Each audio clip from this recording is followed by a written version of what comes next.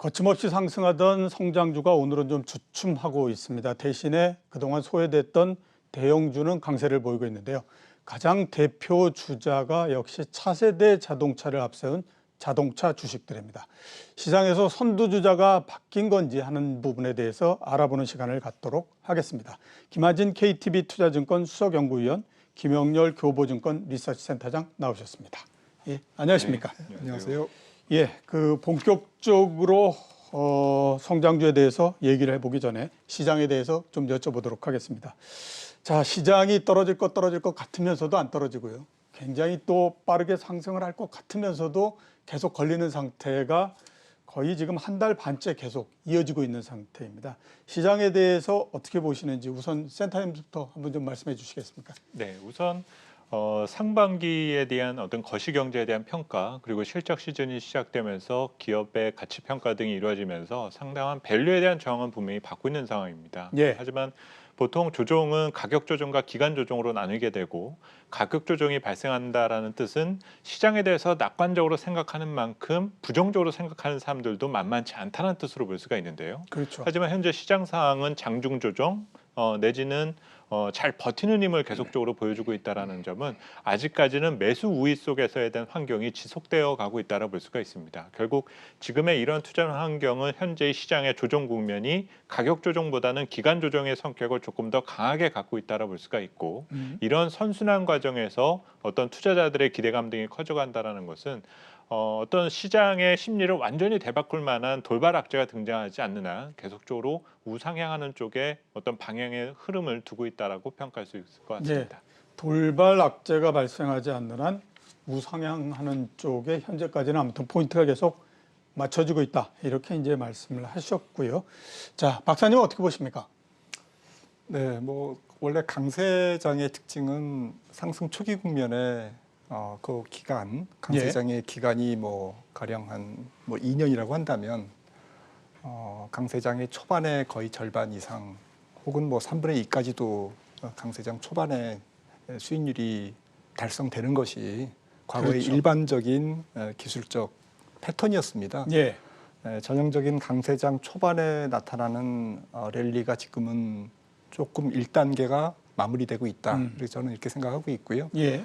그 이유가 펀더멘탈 경기나 기업 실적의 방향성은 바닥을 찍고 올라가지만 레벨 측면, 수준 측면에서는 가격, 주가와 좀 괴리가 커지고 있다라는 것이고요. 그림에서 보시는 것처럼 대표적인 미국 주가와 경기 선행지수를 지난 3월, 3월을 저점을 100으로 해서 그려보면 하반기에 선행지수는 그냥 바닥에서 깔려 있는 상태네요. 네. 방향성은 물론 굳이 주장을 한다면 조금 우상향하고 있는 거죠. 예, 그렇죠. 반면에 미국 주가 주식시장은 일단 3월을 저점으로 봤을 때는 위기 전 코로나19 이전 수준을 다 회복한 상태입니다. 예. 이 두 지표 간의 펀더멘탈과 주가 지수의 그 괴리가 디스커넥트 돼 있는 것을 보실 수가 있고요. 예. 이게 이제 괴리가 계속 벌어질 수는 없을 것이다. 좁혀졌다가 또 경제 지표가 올라와 주면 다시 또 우상향을 하고 이렇게 이제 숨고르기를 해야 될 것 같은데요. 일단 그런 측면에서 최근 미국 시장에서 좀 언택트 관련주들이 조금 조정을 보이고, 예.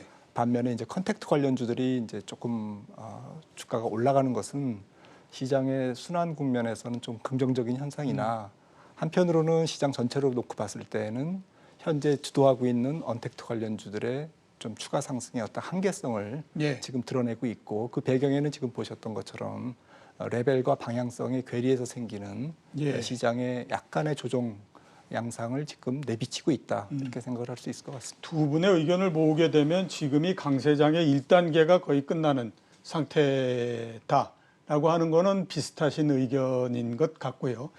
그렇게 되다 보니까 이제 지금 종목이 그동안의 언택트에서 최근에 이제 조금씩 컨택트 쪽으로서 조금씩 바뀌고 있다. 이런 부분들도 그러니까 이제 시장이 1단계가 끝났기 때문에 그 중간 조정 과정에서 좀 나타나고 있다. 이렇게 이제 정리해 볼 수 있을 것 같네요. 자, 그 또 하나 우리가 한번 짚어봐야 될 게 기업 실적입니다. 2분기 실적이 지금 뭐 계속해서 나오고 있는 상태니까 2분기 실적을 보시고 감상이 어떠셨는지, 그리고 3, 4분기 즉 이제 그 하반기의 전망은 어떻게 될 건지 하는 부분들에 대해서 좀 말씀을 들었으면 하는 생각입니다. 자, 그 센터님 어떻게 보셨습니까? 최근에 숫자 나오는 거 보시면서. 우선 지난 삼성전자 잠정 실적을 시작으로 예. 상당히 예상보다 좀 양호한 실적이 나오게 되었습니다. 이렇다 보니까 좀 시장에서 애널리스트 전망치에 대한 신뢰가 또 떨어지는 것이 아니냐 이런 질문을 최근에 조금 많이 받게 되었거든요. 예. 하지만 이거를 제가 뭐 핑계라든지 변명을 조금 말씀을 드리자라면 애널리스트들이 탐방을 가서 어떤 이익에 대한 추정을 하게 될 때는 먼저 그 해당되는 산업의 탑다운에 대한 논리, 그리고 영업 환경에 대한 부분 등을 우리가 점검을 하게 될 거고, 또 직접 탐방 등을 통해서 가동률이라든지 재고 상황 이런 것들을 이제 평가를 하면서 단기 실적을 추정을 할 수가 있게 되거든요. 그렇죠. 하지만 지금 올해 그 팬데믹 상황에서 기업들이 어떤 상당한 영업 환경에서의 변화를 경험하게 되었고, 앞으로 지속 경영을 위해서 몸집을 줄이거나 비용을 절감해야 되는 상황 등이 지금 목표가 맞춰진 상태이기 때문에 영업 환경보다 추가되어 있는 재무 전략에 대한 변화가 있을 수밖에 없습니다. 예. 근데 사실 이 내용은 내부자 정보거든요. 그렇기 그렇죠. 때문에 예, 애널리스트가 파악할 수 있는 부분은 조금 빗나가기 때문에 올해 연말까지는 추정 이익에 대한 신뢰감은 조금 떨어질 수밖에 없지 않겠나. 여기에서 먼저 생각을 해두실 필요가 있을 것 같고, 나온 숫자에 대한 결과에서 우리가 의미를 찾기보다는 현재 어려운 영업 환경에 기업들이 무슨 준비를 하고 있느냐. 결국 비용 절감과 효율성인 어떤 생산 환경 이런 것들을 현재 지금 초점을 맞춰둔 상황이기 때문에 이 코로나19 문제가 언제 수습될지까지는 우리가 알 수는 없겠으나 예. 이 문제가 어느 정도 수습되고 정상적인 경제 환경으로 바뀌게 되었을 때는 채산성이 상당히 강화될 수는 있겠다. 이 정도에 대한 의미에서만 최근에 2분기와 앞으로 3분기에 대한 어떤 실적 상황에 의미를 두는 것이 좀 필요하지 않을까라고 봅니다. 박사님은 실적 보시면서 어떤 생각이 드셨습니까? 이미 뭐 지금 2분기 실적은 시장에 미치는 영향은 뭐 거의 지금 미미한 상태인 것 네. 같고요. 시선이 뭐 어차피 2분기에서 얻을 수 있는 하반기의 실적에 대한 힌트지 않겠습니까? 그런데 뭐 지금 최근에 이제 주식시장의 흐름, 그러니까 글로벌리 보면 상당히 그 국가별로도 그 차별화가 더 커졌고, 예. 최근 강세장에서 반등장에서, 그리고 우리나라도 역시 섹터별로 업종별로 굉장히 커졌습니다. 이러한 부분들이 하반기에 3분기나 4분기에도 여전히 차별화의 가능성을 내비친 2분기 실적이었다라고 조금 평가할 수 있을 것 같고요. 예. 그런 측면에서는 만약에 시장이 하반기에도 이어진다면 지금 일어나고 있는 섹터별 순환매의 가능성은 좀 짧게 일어나거나 제한적으로 일어날 가능성이 있다. 예. 또 역으로 생각하면 역시 만약에 IT 내지는 소프트웨어 또 언택트 관련주들 쪽으로 혹은 반도체 이런 지금 최근까지 시장을 주도했던 이런 쪽 섹터에서의 실적이 추가로 개선되기 어렵다면 예. 하반기 시장은 주도주의 부재로 조금 상당한 좀 어려움을 겪을 수도 있다라고 저는 좀 종목 면에서는 평가를 하고 아무튼 싶습니다. 그 주도주가 없기 때문에 네. 하반기는 조금 그 종목 면에서 고전할 가능성이 있다. 이렇게 말씀하셨고요. 자, 이 부분을 한번 좀 여쭤보도록 하겠습니다. 그동안에 한 몇 달 동안에 미국에서 실업이 발생하게 되면 그 사람은 원래 받기로 돼 있었던 실업 수당에다가 한 달에 한 주에 70만 원씩을 받기 때문에 한 달에 보면 거의 한 300만 원 정도씩을 받는 겁니다. 그러니까 굉장히 많이 받는 거죠. 그게 이번 주로서 끝납니다. 이게 미국 경제에 어떤 영향을 줄 거라고 보십니까? 예, 지금부터 벌써 이제 걱정이 앞서죠. 그렇죠. 뭐 반대로 따지면 결국 미국 정부가 또 특별 개정으로 계속 집행할 수밖에 없을 것이다. 지금 주당 뭐 600억 달러를 특별 개정해서 이제 집행하고 있는데 말씀하셨듯이 이제 이번 주, 다음 주로 이제 끝나지 않습니까? 예, 그렇죠. 그래서 이미 최근에 발표된 소비자 심리지수, 미시간 대학 소비자 심리지수에서도 최근에 조금 슬로우 다운되는 예. 그런 흐름이 이런 실업수당 청구 건수 어떻게 보면 뭐 최저 생계비라고 그럴까요? 어떤 그런 부분들이 추가로 집행이 안 될 가능성에 대해서 상당히 소비자들이 불안한 예. 그러한 양상들을 지금 경기 지표에 반영하고 있거든요. 예.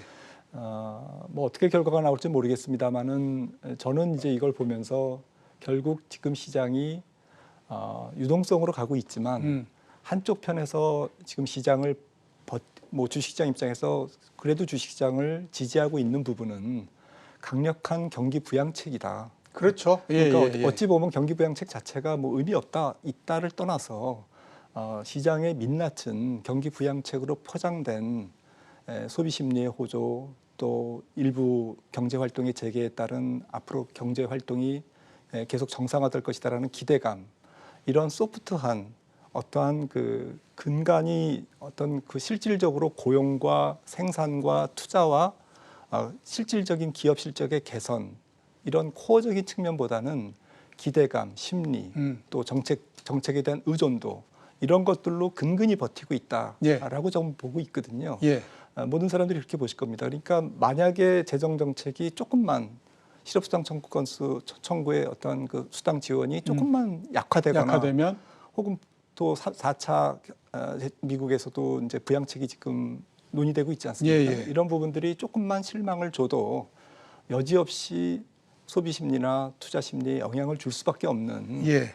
근본 자체는, 시장의 근간 자체는, 경제의 근간 자체는 매우 취약하고 살얼음판을 걷는 그런 상황이다. 그런 상황 위에서 계속 주가가 높게 쌓아 올려지고 있다라고 좀 보고 싶습니다. 글쎄 말입니다. 이게 하도 오랜 시간 동안에 걸쳐서 거의 비슷한 정책을 계속해서 그런지 이제는 진짜 금융정책을 쓸 만한 것도 별로 없는 상태고, 재정정책을 쓰자니 재정적자는 엄청나게 지금 늘어나 있는 상태라서 어떻게 이런 국면까지 진행을 해왔는지 하는 게 조금 좀 의심스럽기는 합니다만, 뭐 그게 지금 현실이니까 일단은 아무튼 그 현실을 좀 인정해야 되지 않나라는 생각이 들고요.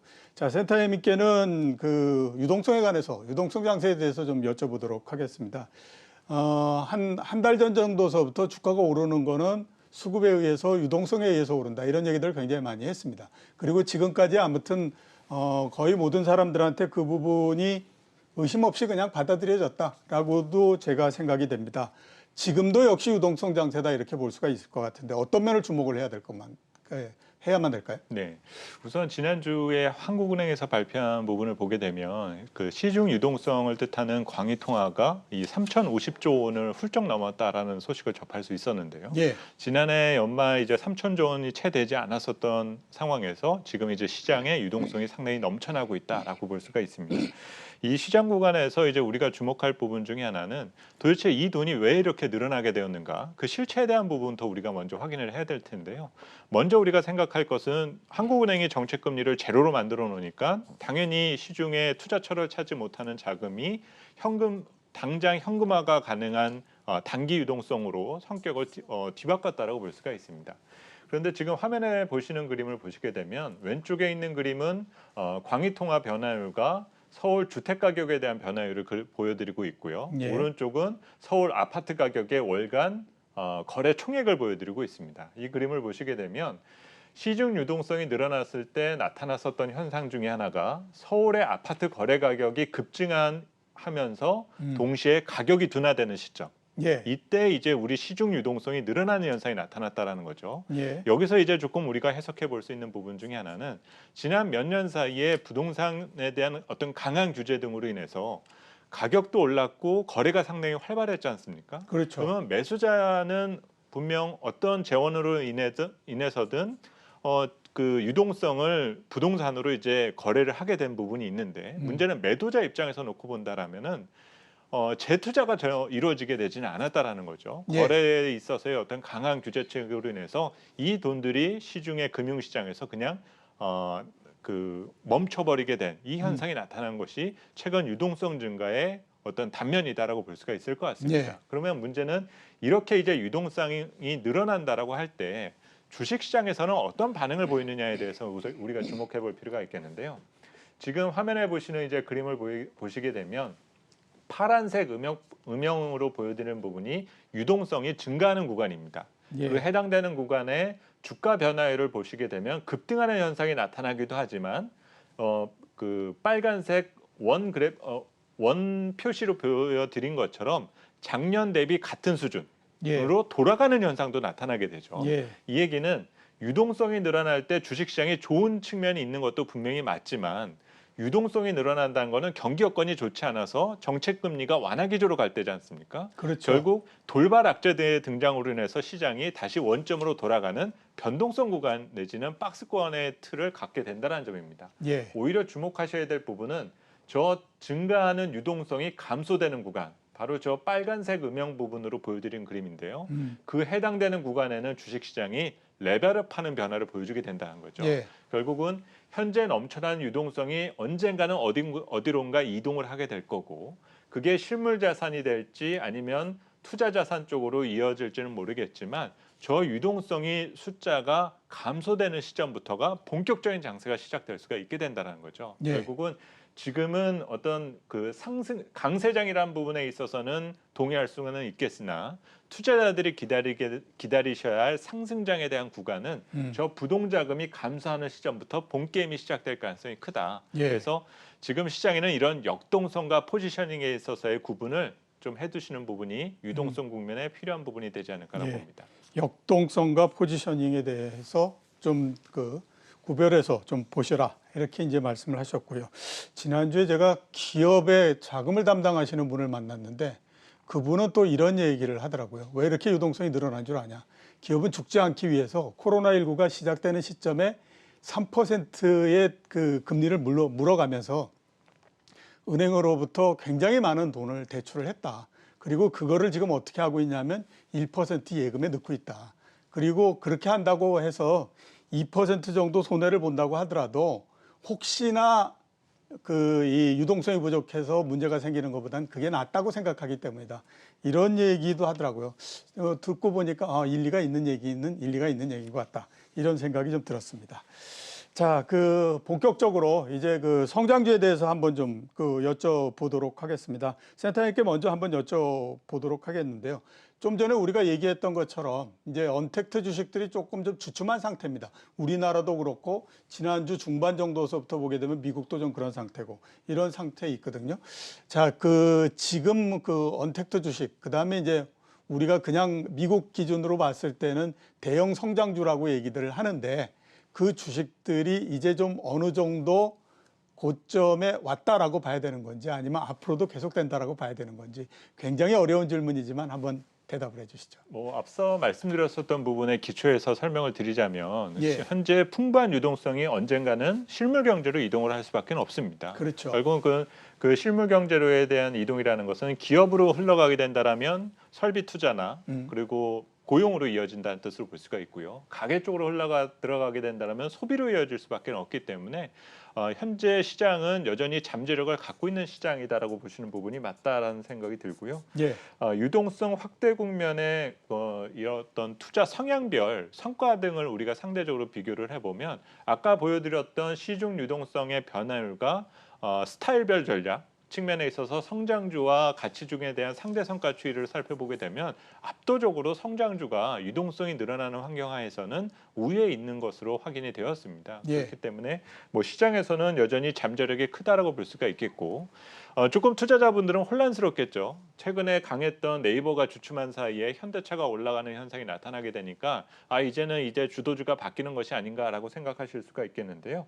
다만 현재 지수의 구간별로 전략을 조금 달리 가져가시는 것이 필요하지 않을까라고 봅니다. 준비된 자료 화면으로 설명을 드리면은요.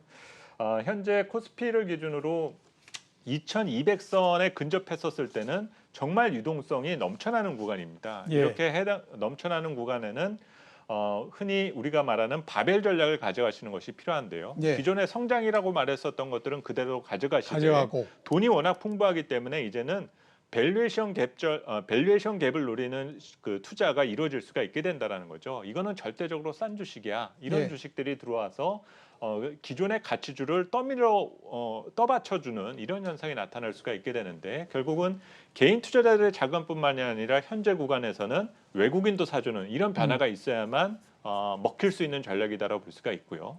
만약에 이제 코스피가 2000선 전후로 한 다소 애매한 위치, 여기에 만약에 시장에 위치를 하게 된다라면은 너무 밸류 쪽에 대한 관심을 갖기보다는 기존에 생각하셨던 것처럼 그 언택 관련주를 포함한 그 성장주들, 이들은 결국 모멘텀 있는 주식들을 얘기할 수가 있거든요. 예. 바로 여기에 착안해 두시는 부분이 필요하고, 만약에 코스피가 어떤 충격에 의해서 2000선 아래로 크게 내려간다, 이런 현상이 나타나면 어쨌든 경기 부양 정책 등으로 인해서 이 현 시장을 받쳐줄 수 있는 힘은 갖고 있으니 이제 시총 상위 종목 등으로 인해서 업사이드 포지셔닝을 결정하는 이런 구간별 전략으로 조금 세분화하는 전략이 현재는 필요하고, 최근에 어떤 가치주들에 대한 상승 역시 너무 돈이 풍부하기 때문에 나타날 수 있는 현상 중에 하나일 뿐이다. 예. 너무 주도주가 바뀐다라는 어떤 부분으로 포장하기에는 조금은 이른감이 있다라고 생각하셔야 될 것 같습니다. 예.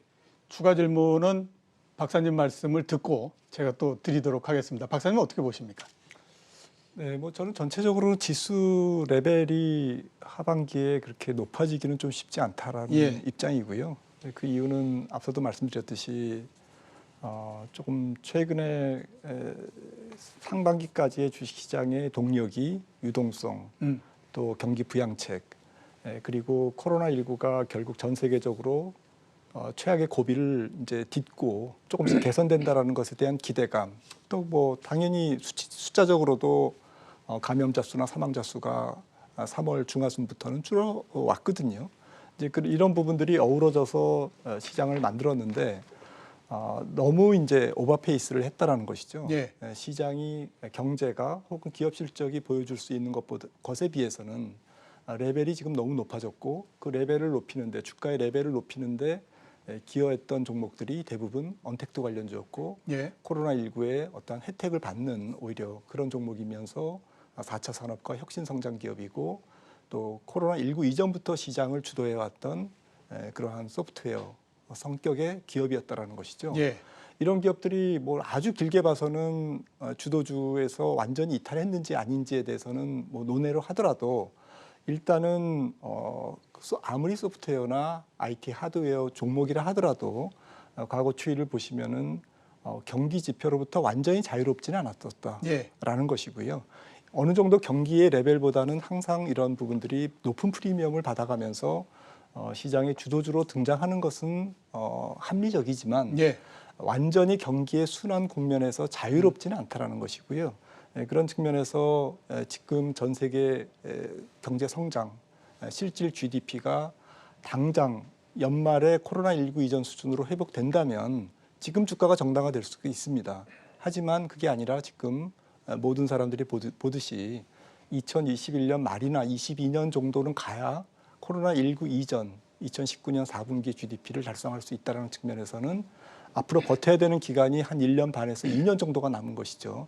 이 과정에서는 얼마든지 주가의 어떠한 그 우여곡절이 어떤 변동성이 나올 수가 있다라는 관점에서 아무리 지금 양호해 보이는 성장주, 어떤 시장 주도주라 하더라도 일정 폭의 숨고르기나 좀 정렬 과정은 필요할 것이다. 정렬 과정에서는 당연히 PSR이 지금 10배 혹은 PBR이 200배, 300배 되는 종목들은 조정을 받을 수밖에 없는 것이거든요. 예. 그런 게 조정을 받다 보면 그 밑에 있는 높은 멀티플의 종목까지도 영향을 받을 것이고요. 이런 종목이 조정을 받는 사이에 반대쪽에 산업재라든지 가치주라든지 이런 쪽이 올라올 것이냐라고 저는 믿고 싶지 않습니다. 왜냐하면은 이쪽에서 시장이 투자 심리가 망가질 경우에는 시장이 일정 폭 레벨 다운돼서 굉장히 그 투자 심리가 망가지는 그런 국면을 의미하는 것이지, 주도주가 조정을 보이니까 자 이제부터 가치주 사자, 이런 쪽은 지금 상태에서는 가능한 일이지만 이런 선도주들이 조금 더 조정을 받는 국면에서는 그거는 합리적인 예측은 될 수 없다라고 생각을 합니다. 예. 시장의 조정을 의미하는 것이죠. 예. 자, 그 반대쪽에서 말씀하시는 분들의 의견을 제가 좀 소개하면서 잠깐 좀 여쭤보도록 하겠습니다. 이런 얘기들을 하십니다. 성장주가 앞으로 이렇게 이익이 계속 늘어나고, 그래서 장기적으로 봤을 때 좋다라고 하는 건 우리도 다 인정한다. 예를 들어서 보게 되면 2000년도에 IT 버블이 터지고 했을 때에 그때보다도 훨씬 더 가긴 하지만 아마존이 20년 후 지나고 보니까 주가가 그때보다 훨씬 더 많이 오르지 않았느냐. 우리 그거 인정하지만 두 개 우리가 지금 이 부담을 갖고 있는 부분들이 뭐냐면 첫 번째로 가격이 너무 높다라고 하는 거죠. 그러니까 예를 들어서 보게 되면 네이버의 시가총액이 지금 5대 우리나라의 금융지주회사의 시가총액을 모두 다 더한 것보다 더 크다. 이게 지금 아무리 생각하더라도 좀 뭔가 안 맞는 것 같고 거기에다가 카카오까지의 시가총액을 다 더하면 우리나라에 있는 은행 모두 다를 다 지금 뭐 상장이 돼 있건 비상장이건 모두 다를 다 더한 것보다 더 크다. 이거는 아무리 생각하더라도 이게 좀 틀이 안 맞는 것 같다. 이런 얘기들을 합니다. 그리고 또 하나는 뭐냐면 시장이 가다가 주도주 바꾸는 경우 봤느냐. 그러니까 이게 만약에 이게 약해지게 되면 시장 자체가 약해질 가능성이 있으니 이 부분을 고려해야 되는 거 아니냐 이런 얘기를 하거든요. 여기에 대해서는 어떻게 보고 계십니까, 센터장님? 네. 우선은 현재 어떤 밸류에이션의 구조적 전환기에 우리가 위치해 있습니다. 예. 우리가 IT라는 산업이 성장이라는 의미로 시장에서 주식으로서 평가를 받았었던 거를 우리가 추적하다 보면은 우리의 일자리가 줄어들기 시작하면서 성장주로 평가를 받아왔었거든요. 예. 그러니까 PC의 등장이라든지 반도체, 모바일 이런 부분 등의 성장 과정에서는 가장 피해를 봤었던 것들이 우리 근로자들이었습니다. 그러면 이 그동안에 이 전통 경제에서 가지고 있던 그 노동자들에 대한 가치를 IT라는 분야가 전부 다 흡수하고 있었다라고 볼 수가 의미를 둘 수가 있거든요. 예. 그러면서 기존의 전통 산업은 쇠퇴되고 역사 속으로 사라질 수밖에 없는 현상이 나타났다는 건데 현재 성장 산업들 역시 그런 의미에서 크게 다르지는 않다라는 거죠. 그래서 기존의 우리 전통 산업과 금융 산업 등이 본연의 가치를 지키기 위해서 지금 해야 되는 것이 무엇이냐 이런 것들을 우리가 고민할 때다. 이거를 꼭 기억해 두셨으면 좋겠고요. 또 IT 버블 때와 조금 비교하시는 경향들이 조금 많고 주가가 너무 올라서 부담스럽다라는 부분 충분히 공감할 수는 있습니다. 근데 문제는 IT 거품 때는 경기가 정말 좋았었던 때거든요. 예. 그리고 그렇죠. 그런 좋은 경제 상황에서 어떤 물가 상승 압력을 억제하기 위해서 통화 정책은 상당히 긴축적으로 선회될 수밖에 없었습니다. 예. 그러면 성장 산업 등은 끊임없이 돈을 조달을 해서 뭔가 투자로서 이어져야 되는 상황이 나오게 되는데 만약에 그런 현상이 못 나오게 된다라면 말 그대로 재무적인 리스크가 성장 기업에 엄청난 데미지를 줄 수가 있게 된다는 거죠. 근데 문제는 지금 막 시작된 제로금리 환경에 앞으로도 자금 조달 환경이 우호적인 성장 기업들이 가능성을 언젠가는 시연해낼 수 있는 확률은 높다. 이런 것들이 지금 프리미엄으로서 반영되어 가고 있는 상황이기 때문에 우리가 경험하지 못했다라고 부정할 필요까지는 없다라는 것이죠. 예. 그리고 모르는 것을 조금 더 공부하는 자세로 접근하시게 된다라면 어느 정도의 중도의 입장에서 현재의 어떤 성장주들의 가치를 평가할 수 있지 않을까라고 생각을 합니다. 예, 알겠습니다. 자, 또 다른 질문을 좀 드려야 될 것 같습니다. 지난 주서부터 상당히 화제가 되고 있는 것이 한국판 니들입니다. 그리고 제일 먼저 그거에 따라서 영향을 받은 주식은 자동차 주식이고요. 그래서 한국판 뉴딜이 과연 시장에 앞으로 계속해서 영향을 줄 수 있을 것인가 하는 부분들에 대해서 한번 여쭤보도록 하겠습니다. 근데 이제 반대쪽에서 얘기하시는 분들은 이런 얘기를 하시죠. 전기차와 수소차 얘기가 그게 하루 이틀 나왔느냐. 이미 십몇 년 전서부터 다 나왔던 얘기인데 그걸 왜 지금 새삼스럽게 가지고 얘기를 하느냐 이런 얘기도 합니다. 자, 한국판 뉴딜에 대해서는 어떻게 생각하십니까, 박사님? 한국판 뉴딜이 지금 뭐 어쨌든 방향성을 잡고 그래도 좀 과감하게 예. 정책의 어떠한 것으로 표출이 되고 또 곧 실행이 될 것에 대해서는 긍정적으로 평가를 합니다만은 주식시장과 연결해서는 다소 조금 성급한 면이 있다라고 생각을 하고 있고요. 예. 주식시장이 정책 그리고 테마 그리고 앞으로의 그 기업의 어떠한 산업 정책과 관련된 부분과 무관하지 않다는 것에 대해서는 저도 뭐 동의합니다만은 실제로 기업 이익에 영향을 미칠 수 있을 정도까지 가는 데까지는 상당한 시간이 걸릴 거고요. 예. 그것이 결국 기업 실적, 구체적으로 EPS, 주당 순이익으로 표현되는 것은 상당한 시간이 걸릴 뿐만 아니라 좀 구체성이 떨어진다라고 생각을 합니다. 예를 들어서 어떤 테마가 그 기업, 자동차 회사의 기업 실적에 영향을 미치는데 얼마나 지금 영향을 주겠습니까? 그렇죠. 수소차 자체가.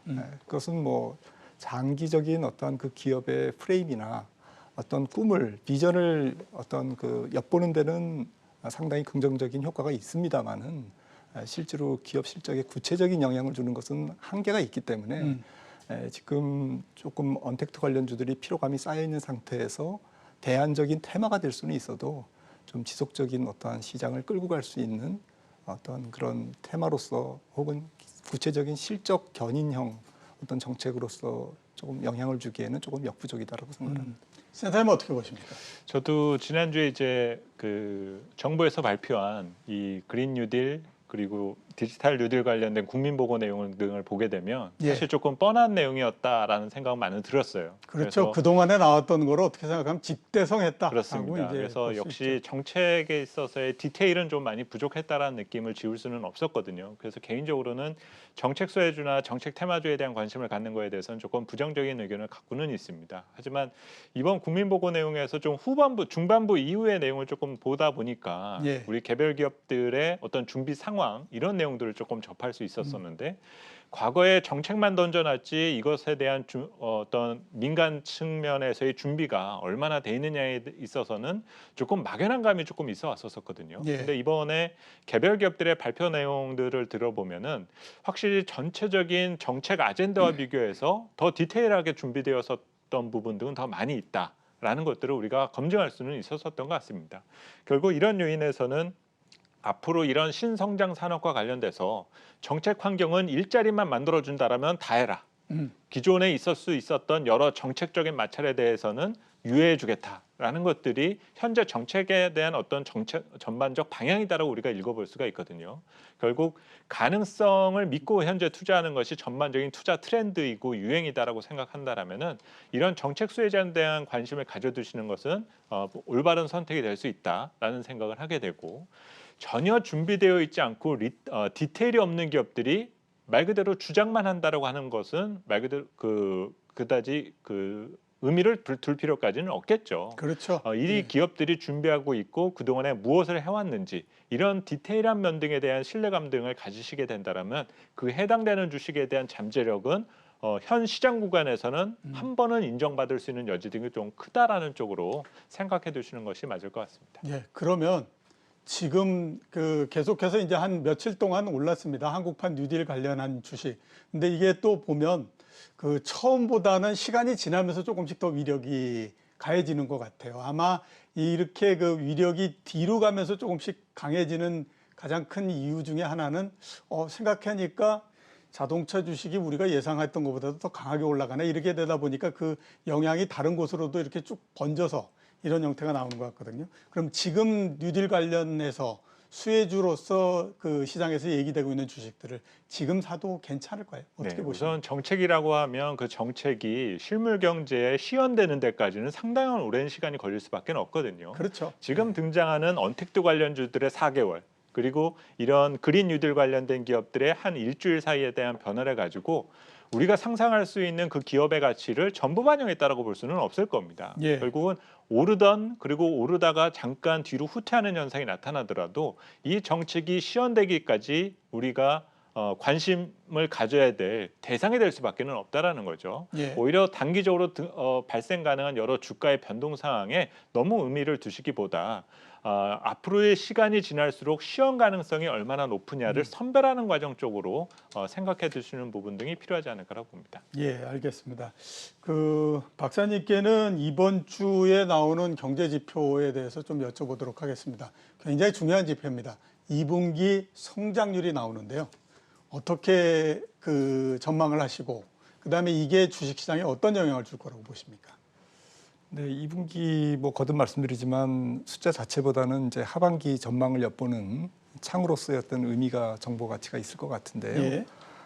지금 전망치는 마이너스 2에서 한 2.5%, 조금 안 좋게 보는 분들은 마이너스 3%까지 보는데요.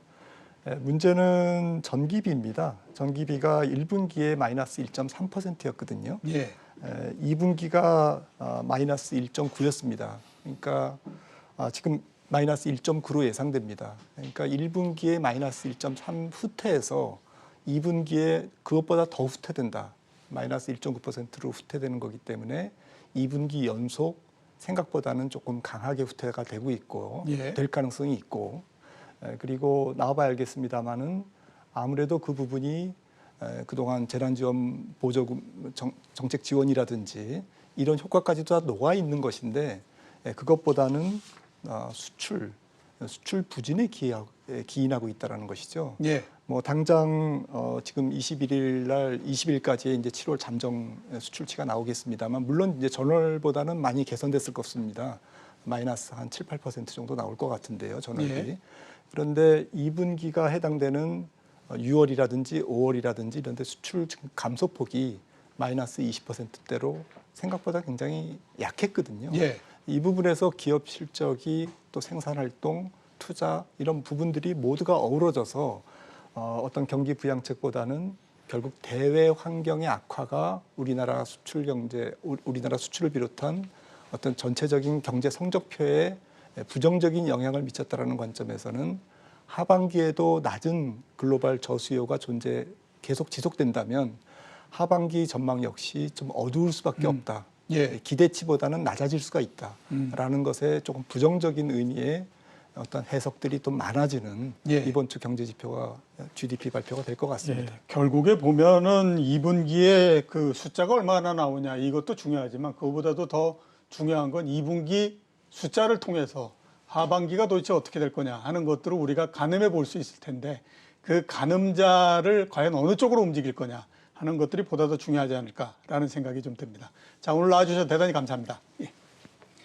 예, 지금까지 김한진 KTB 투자증권 수석연구위원, 김영렬 교보증권 리서치센터장이셨습니다.